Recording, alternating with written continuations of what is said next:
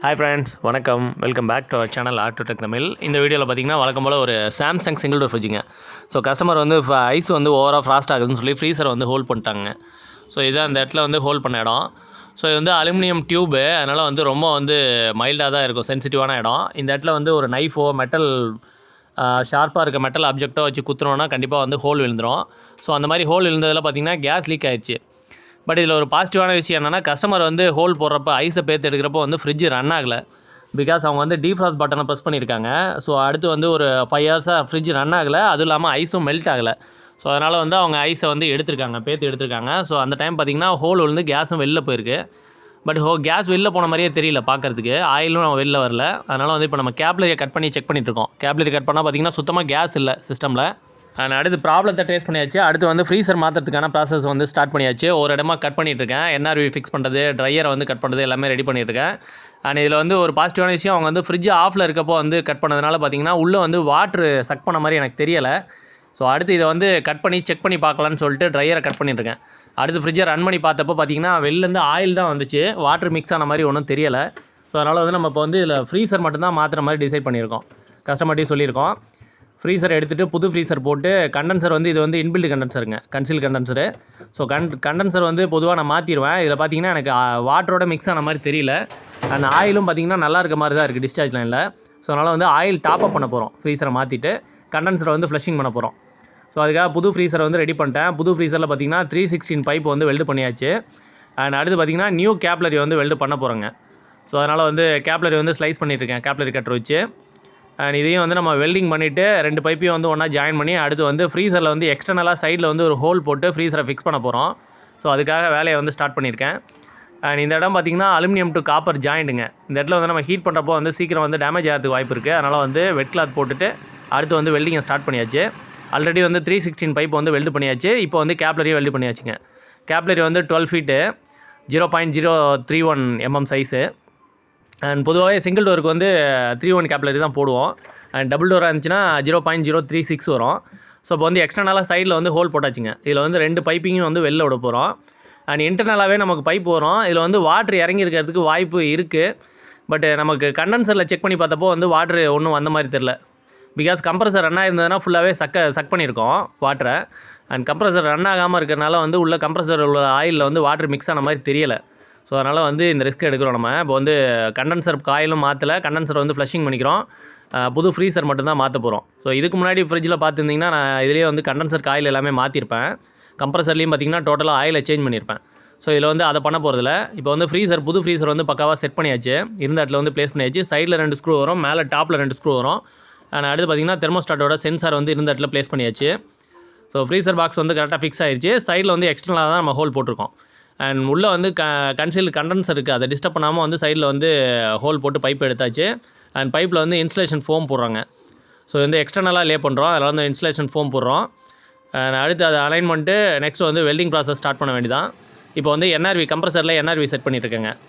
இதில் இந்த மாதிரி வெல்டிங் பண்ணுறதுலேயே சில பிரச்சனைகள் இருக்குங்க. பிகாஸ் நம்ம வந்து இந்த பியூட்டன் கேஸ் இருக்குது இல்லையா, சிலிண்டரே வந்து இப்போல்லாம் வந்து ஒரு குவாலிட்டியாகவே வரல.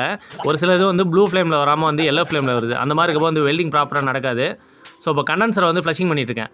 ஸோ கண்டென்சரில் வந்து கம்ப்ளீட்டாக ஆயில் ஏறி இருக்குது. பிகாஸ் ஹோல் போட்டதுனால வந்து நமக்கு கொஞ்சம் ஆயில் ஏறி இருக்குது. ஆல்ரெடி இது முன்னாடியே கூட ஏறி இருக்கும், ஹோல் போகிறதுக்கு முன்னாடியே வந்து சர்க்குலேஷனில் இருந்திருக்கலாம். பட் இப்போ கண்டென்சரில் வந்து நம்ம கண்டென்சர் மாற்ற போகிறதில்ல. அதனால் வந்து இதை ஃப்ளஷ் பண்ணி எடுத்துகிட்ருக்கேன். அதே கம்ப்ரஸர் ரன் பண்ணி ஃப்ளஷ் பண்ணி எடுத்துகிட்ருக்கோம்.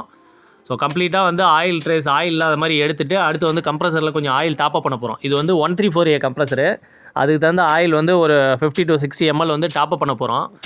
ஃப்ளஷிங் வரளவு முடிச்சாச்சுங்க. கண்டென்சரில் வந்து ஆயில் வரது குறைஞ்சிருச்சு. நெக்ஸ்ட் பார்த்திங்கன்னா நம்ம ஆயில் வந்து டாப்அப் பண்ண போகிறோம். ஒரு 50 ml பக்கம் பாட்டிலில் ஃபில் பண்ணியிருக்கேன். ஸோ அடுத்து கம்ப்ரஸர் ரன் பண்ணி RO டியூப் வச்சு தான் வந்து ஜாயின் பண்ணியிருக்கேன். அண்ட் கம்ப்ரஸர் ரன் ஆகிறப்போ பார்த்திங்கன்னா ஆட்டோமேட்டிக்காக கம்ப்ரஸர் வந்து ஆயிலை சக் பண்ணி எடுத்துரும். ஸோ பார்த்திங்கன்னா நம்ம ஊற்றுன ஆயில் ஃபுல்லாகவே சக் பண்ணிடுச்சு, டோட்டலாக எடுத்துருச்சு. நெக்ஸ்ட் ஆயில் டாப்அப் பண்ணிட்டு ஃப்ளஷிங் பண்ணுறேன். ஃப்ளஷ் பண்ணி பார்த்தோன்னா ஆயில் வந்து ஒன்றும் கண்டென்சரில் வந்து பெருசாக வரலங்க. ஸோ ஓரளவு ஃப்ளஷிங் ஆயிடுச்சு. நெக்ஸ்ட் வந்து சக்ஷன் லைனாக வெல்டு பண்ண போகிறோம். ஸோ ஃப்ரீசர்லேருந்து வர சக்ஷன் பைப் இருக்கு இல்லையா, இது வந்து கேஸ் லைனு.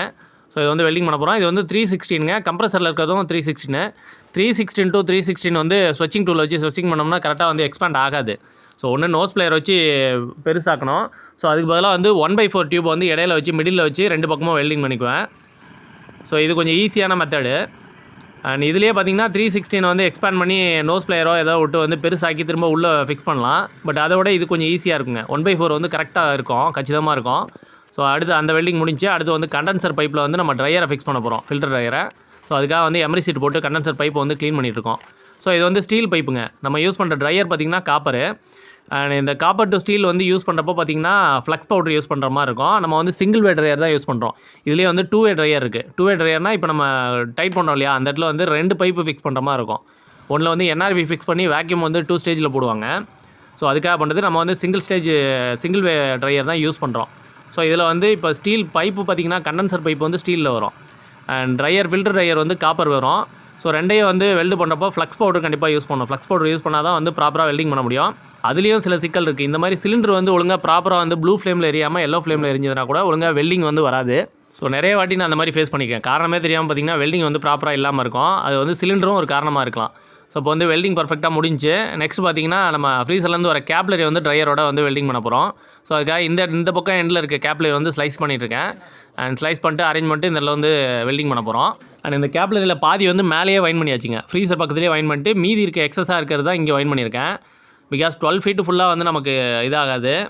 அதனால் வந்து மேலே கொஞ்சம் வைன் பண்ணி கட்டிட்டு கீழே வந்து எக்ஸஸாக இருக்கிறத வைன் பண்ணியிருக்கேன், சுற்றி வச்சுருக்கேன். அண்ட் ட்ரையரில் வந்து ட்ரையரோட எண்டையும் வந்து வெல்டிங் பண்ணியாச்சு. இது வந்து காப்பர் டு காப்பருங்க. ஸோ அதனால் வந்து டேரெக்டாக வெல்டிங் ராட் வச்சு ஹீட் பண்ணி வெல்டிங் பண்ணிடலாம். ஸோ இந்த சைடு ஃபுல்லாகவே வெல்டிங் ஒர்க்கு முடிஞ்சு கம்ப்ளீட்டாக வந்து வெல்டிங் எல்லாமே பண்ணியாச்சுங்க. நெக்ஸ்ட்டு பார்த்திங்கன்னா இது வந்து வேக்யூம் போட்டு நம்ம கேஸ் சார்ஜிங் பண்ண வேண்டியதான். ஸோ இதில் வந்து நான் நிறைய வாட்டி செக் பண்ணி பார்த்துட்டு தான் வந்து இந்த டிசிஷன் எடுத்திருக்கேன். பிகாஸ் இதில் வந்து கன்சீல்டு கண்டென்சரு, இந்த கண்டென்சரில் வந்து ஆயில் ட்ரேஸ் இருந்துச்சு, பட் வாட்டர் இல்லை. வாட்டர் மிக்ஸ் ஆகிருந்ததுன்னா கம்ப்ரஸருக்குள்ளேயும் வாட்டர் இருக்கிறதுக்கு நிறைய சான்ஸ் இருக்குது. கண்டென்சர் வழியாக வந்து ஆயிலோட வாட்டர் மிக்ஸ் ஆகி வந்துச்சுன்னா கண்டிப்பாக கம்ப்ரஸருக்குள்ளேயும் வாட்டர் இருக்கும். அப்படி இருந்தால் பழைய ஆயிலை வந்து ட்ரைன் பண்ணிட்டு புதுசாக தான் ஃபில் பண்ணுற மாதிரி இருக்கும். பட் நான் பார்த்த வரைக்கும் இதில் பார்த்திங்கன்னா வாட்டர் மிக்ஸ் ஆன மாதிரி தெரில. அதனால் வந்து ஆயில் டாப் அப் மட்டும் பண்ணியிருக்கேன், கண்டென்சரை ஃப்ளஷிங் பண்ணிட்டு. இப்போ வந்து வேக்யூம் ப்ராசஸ் ஸ்டார்ட் பண்ணியாச்சு. ஓஸை கனெக்ட் பண்ணியாச்சு, வேக்யூம் பம்பை ஆன் பண்ணிட்டேங்க. நெக்ஸ்ட்டு கேஜ் வால்வு ஓப்பன் பண்ணி வேக்யூம் ப்ராசஸ் ஸ்டார்ட் ஆகிடுச்சு. வேக்யூம் வந்து போயிட்டுருக்கு. அண்ட் ஃபுல்லாக வால்வு ஓப்பன் பண்ணிட்டுருக்கேன். 30 இன்ச்சஸ் ஆஃப் ஹெஜ்ஜிக்கு மூவ் ஆகிட்டுருக்கு. பட் வந்து உடனே வந்து நம்ம லாக் பண்ணோன்னா திரும்ப வேக்யூம் வந்து ஒழுங்காக நடக்காது. ஸோ மினிமம் ஒரு 15 மினிட்ஸ் ஆகுது, 15 மினிட்ஸ் to 20 மினிட்ஸ் ஆகுது வேக்யூம் போடணும்.